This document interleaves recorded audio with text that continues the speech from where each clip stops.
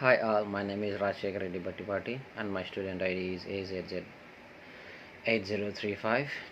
I'm here to present my individual assignment, corporate accounting, and for the assignment I took two companies, that is Woolworths and Wesfarmers, which are using what are the sources of funds used by the Woolworths and Wesfarmers, what are the merits and demerits of those sources of funds, how they are valued by the Wesfarmers and how they are valued by the Woolworths, the techniques they implemented for the sources of funds in their companies as a representation of their market value in the present situation. The company can operate their functions through sources of funds. So in this presentation, it will be explained. The major focus will be done on provisions of AASB 137, and it will be evaluated that whether the company has compiled these provisions are not. What are the sources of funds? There are sources of funds for the Woolworths and the Wesfarmers. For the sources of funds for the Woolworths are retained earnings, contributed equity, reserves, and as the sources of funds. Retaining earnings are the ones which they earn from the profit, and the reserves. And coming to the Wesfarmers, the sources of funds used by the Wesfarmers are the capital, issued capital, retained earnings, and reserved shares.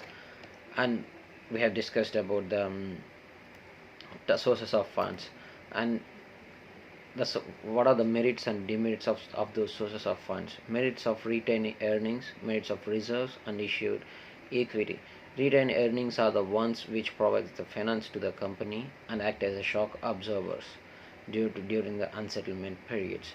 And reserves are the fully paid bonus shares can be issued by the company through this source of funds and helps in meeting the unforeseen crisis in the future.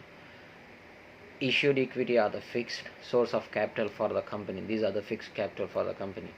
This has been issued. This is the capital required for the company. They are issuing their shares, and the buyers are buying the shares at the price.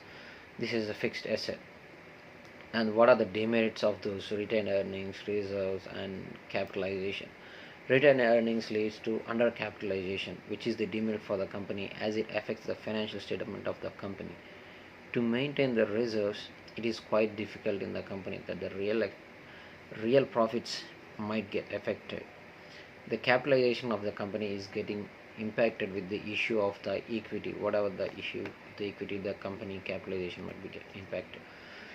Coming to contingent liabilities and contingent assets. What are those? Contingent asset is defined as the asset that in future events can be gained and they are not under the control of the entity. Contingent liability can be defined as the potential liability which can be occurred in the company due to outcome of any uncertain future events. Contingent liabilities and contingent assets in the companies, these two companies, Wesfarmers and Woolworths. Wesfarmers, the company has certain contingent expenses such as rental payments. These expenses keep changing due to the increase in relevant indices or due to the turnover based rental. Sometimes the rental might be different, be keep changing with the turnover of the company. It might increase or it might decrease with the turnover of the company. When coming to the Woolworths, the rental premises are the contingent liability in which the payments are not considered as the measurable as they are the potential cash payments for the future period. The different categories of assets for the Woolworths and the Wesfarmers. In the company Woolworths, there are current assets, intangible assets, operating assets, and non-operating assets. Coming to the Wesfarmers, in the company of Wesfarmers, there are both the current and non-current assets which are recorded. How can we measure those assets? There are two different methods. One is historical cost method and the other one is the fair value method.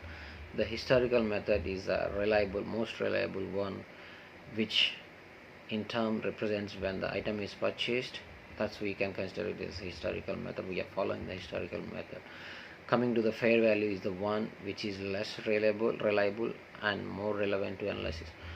It clearly says that historical cost method is the one which happened just before it's a previous analysis done by the companies, so that it will be more reliable. We can interpret the how cost gonna be in the future.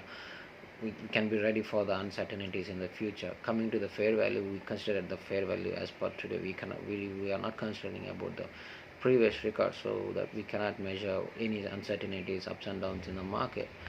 So which companies are implementing the fair value, and which companies are implementing the which values are implementing, which company is implementing the historical cost method. Coming to the best farmers, the cash of the company is measured at the fair value, and as it is the low risk security with the high liquidity. The company follows the IFRS and GAAP, so they are measured at low cost. They are trying to measure at the low cost. But coming to the Woolworths, they go at the fair value, and they prefer the historical value when compare. They used to follow the historical cost method, not fair value cost method. These two companies, I mean, coming to the, they have implemented whatever we measured. So West Woolworths is following the historical method, and West Farmers are following the fair value method. Coming to the conclusion, they are coming to the two companies. The major sources of funds are the external sources through which the both Woolworths and West Farmers have raised maximum of their funds. Contingent assets and liabilities are not recorded in the balance sheet. They are not recorded on the balance sheet, but they are reported on the notes of the financial statements of the company. They need to write it down in their own notes of the company. We cannot record it on the balance sheet, which is not possible for us to do so. Woolworths basically uses the historical value for the non-current assets, while West Farmers uses the fair value method for measuring these assets when the sources of funds. This, and thank you for your time. Thank you. See ya.